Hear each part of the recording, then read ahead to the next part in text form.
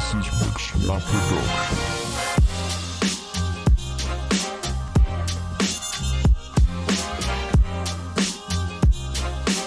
Hey y'all, it's Melekh, the Snack and Tola, back to talk with you about the most disrespected running back in the league, and that's easily James Robinson. James Robinson, now there's only really two arguments against James Robinson as a player, and that's that he's an undrafted free agent and that they're going to be adding another running back in the offseason this year, right? So the thought there is that he's disposable, they just got him for nothing, and he slowed down towards the end of the season because of the amount of work that they were giving him. So they're going to add somebody, make it a split backfield, and then he'll go from 80% of the backfield, 90% of the backfield, down to like 50, 40%, meaning that his numbers will surely go down substantially. I have a couple counter arguments to that. The first is that they kicked out Leonard Fournette for James Robinson. If they wanted to have a committee, they could have had one this season, right? But they thought that Fournette would be overpriced and that James Robinson was better for cheaper, so they just dropped him. They didn't trade Fournette for value. They tried for weeks and weeks to trade for Fournette, and nobody wanted him, so they just dropped him. So that shows that they don't want a highly priced running back in their backfield, at the very least, which James Robinson fits. He's under contract for 3 years for $2,229,000, which is an average of $763,333 per year. It sounds like a lot to our mortal proletariat ears, but in reality, $760,000 for a starting running back in the NFL is pennies. It's almost nothing. Playing better than James Robinson is really fucking hard. I'm just not gonna say that. Yeah. Which is it's a really hard task to find somebody that checks both of those boxes. Good and doesn't require money for being good. James Robinson does check both of those boxes, so the chances that they can find two of those guys is really low chance. Now, if they draft a running back, they could find a low-priced, high-efficiency running back, but they will most likely be using that draft capital to be patching up at other positions because they have more glaring holes across the entirety of their roster. They are getting Trevor Lawrence. Maybe it's Justin Fields, but really they are getting Trevor Lawrence. He's going to be on a cheap contract. So with James Robinson and Trevor Lawrence both on rookie deals, they can make a push adding a bunch of free agents because they have a ton of cap space. They got two great defensive weapons in the draft last year. They can get more people on defense this year, build around James Robinson and Trevor Lawrence, and instead of trying to immediately negate the upside of Robinson, and allow Trevor Lawrence to do what he does best, which is elevate an offense.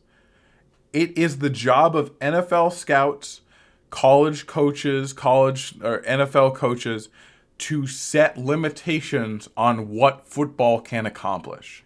There was a point in which short quarterbacks had a low success rate as well. There was a point in which people were stopping Drew Brees and telling him that he was too short to be playing in the NFL. And after he dominated, they said the same thing to Russell Wilson. They said the same thing to Baker Mayfield. They said the same thing to Kyler Murray. But just because we've seen something historically doesn't mean that there aren't people that break the mold. Is it harder to play quarterback when you're shorter? Maybe. I don't know. I'm not short and I don't play quarterback. But I can tell you that when Russell Wilson or Kyler Murray goes on the field, they succeed, and that's all that should matter.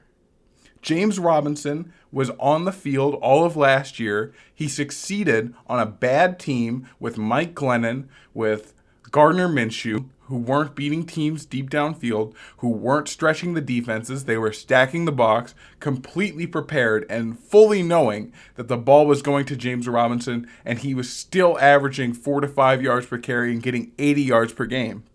This dude can catch the ball. He's physical. He can juke. He's got wiggle to him. There's not anything that you can say that he doesn't do, at least at a good level. So who is James Robinson? He was a Rookie of the Year candidate, 5th in rushing with 170 yards, 10th in touchdowns with 10 touchdowns, and finished in half PPR as the RB7 with 225.9 fantasy points. The running backs that finished above him: Alvin Kamara, Derrick Henry, Dalvin Cook, David Montgomery, Aaron Jones, Jonathan Taylor.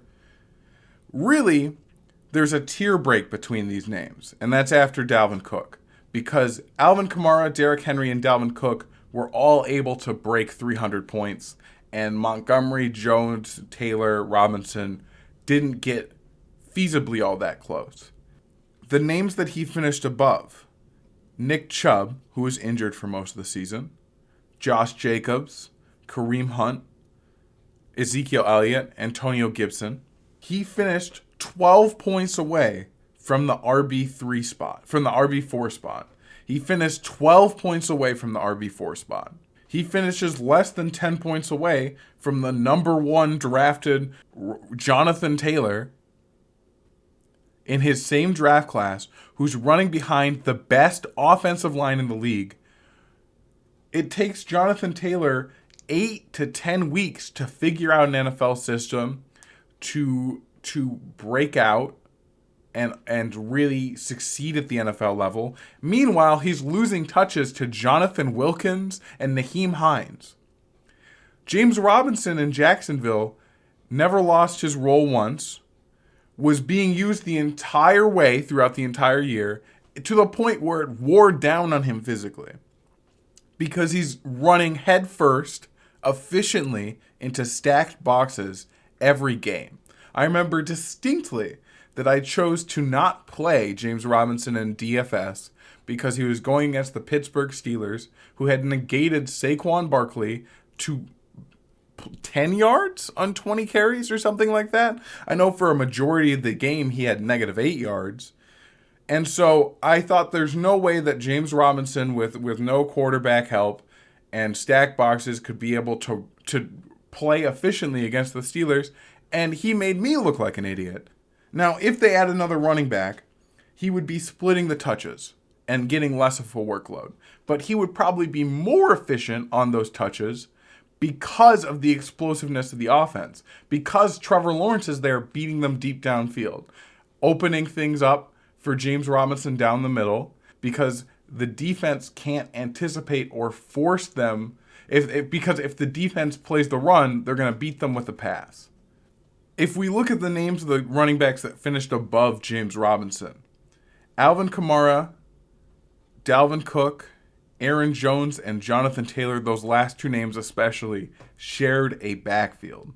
David Montgomery is supposed to share a backfield, but his backmate, Tariq Cohen, got hurt, forcing him to step in and take a majority of the touches throughout the entire year. I looked at the Fantasy Pros expert consensus rankings for redraft, and they have my boy here at running back 20.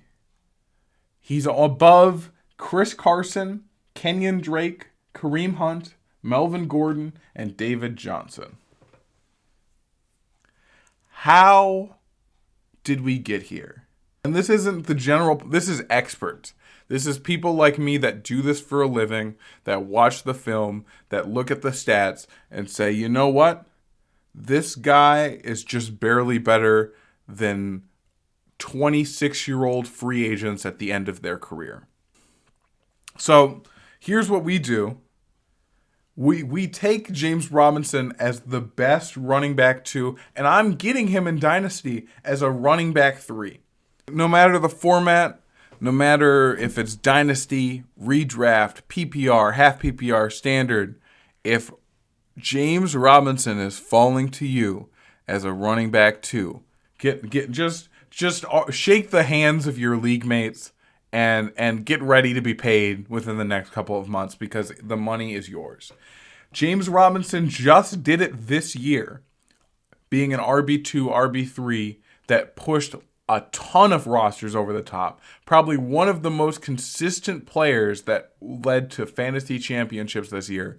James Robinson will finish next season. Here's my prediction. I already have a prediction in the last video that the Chiefs will add weapons, and that Kelsey will be worse. And I feel better about that, having watched the Super Bowl and having watched the Buccaneers completely shut down the Chiefs because they only have 2 people on the offense that they can give the ball to.